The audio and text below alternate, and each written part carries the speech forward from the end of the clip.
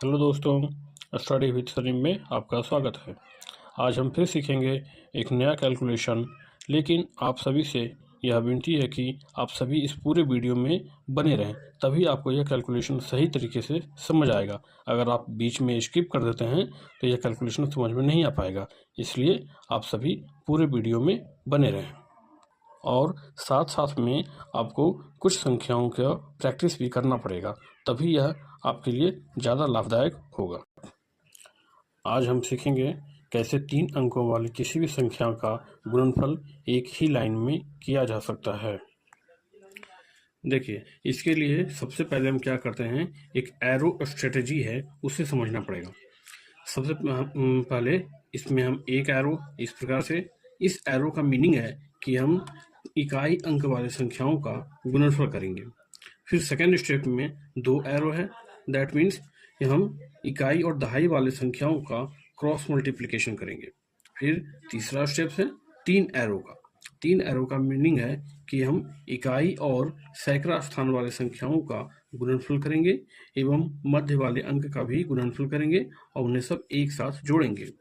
चौथा स्टेप है फिर 2 एरो। इसका मीनिंग है कि दहाई और सैकड़ा वाले संख्याओं का क्रॉस मल्टीप्लिकेशन करके हम उसे जोड़ेंगे। और लास्ट हमारा फिर सिंगल एरो, यानी लास्ट वाले सैकड़ा अंक वाले संख्याओं का गुणनफल करेंगे। आइए अब हम इसे मल्टीप्लाई करके दिखाते हैं। हम सबसे पहले फर्स्ट स्टेप का यूज करेंगे, यानी इकाई वाले अंकों का गुणनफल करेंगे। तो 7 पचे 35, 35 का 5 और हासिल कितना रहा 3, 3 हम इसे लिख देंगे। आइए अब हम सेकेंड स्टेप का यूज करेंगे। सेकेंड स्टेप में 2 एरो है। इसका मतलब क्या बताए थे कि इकाई अंक और दहाई अंक का क्रॉस मल्टीप्लिकेशन करके उसे हम जोड़ेंगे। तो क्या होगा, 7 तिया 21 और फिर 5 चौके 20, मिलके कितना हो गया 41। और हमारे पास हासिल कितना था 3, 41 और 3 कितना हो गया 44, 44 का 4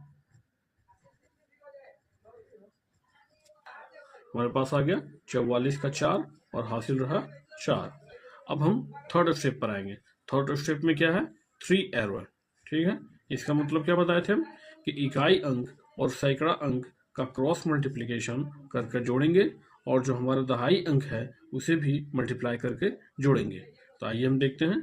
7 चौक 28, 5 दूनी 10 और 4 तिया 12। इन सब को एक साथ जब हम जोड़ते हैं तो हमारे पास आता है कितना 50 और हमारे पास हासिल कितना था 4।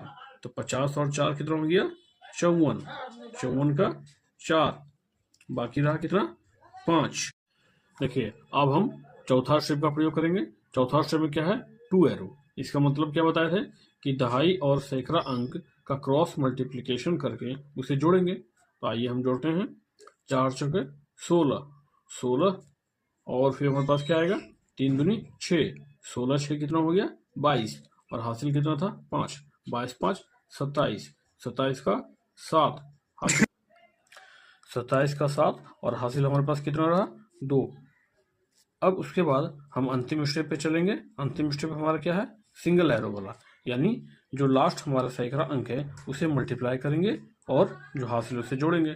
तो 2 चौक 8, 8 और 2 कितना हो गया 10। इस प्रकार से कंप्लीट हमारे पास आया कितना 1 0 7 4 4 5। आइए हम एक और उदाहरण लेकर इसे समझते हैं। सबसे पहले फर्स्ट स्टेप का यूज करेंगे। तो क्या होगा 2 पचे 10 का 0, हासिल रहा 1। फिर सेकेंड स्टेप पर आते हैं। सेकेंड स्टेप में हम क्या करते हैं, इकाई और दहाई वाले अंकों का गुणनफल, यानी 3 दूना 6 और 5 चौके 20, तो 26 और एक हासिल 27 के साथ, हासिल रहा 2। फिर थर्ड स्टेप का प्रयोग करेंगे, यानी 2 दूनी 4, 7 पचे 35 और 4 तिया 12।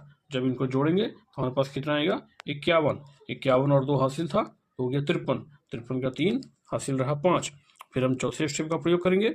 चौथे स्टेप में क्या होगा 4 दूनी 8, 7 तिया 21, 21 और 8 29, 29 और हमारे पास हासिल कितना था 5, मिलकर कितना हो गया 34, 34 का 4, हासिल रहा 3। अब लास्ट स्टेप का प्रयोग करेंगे।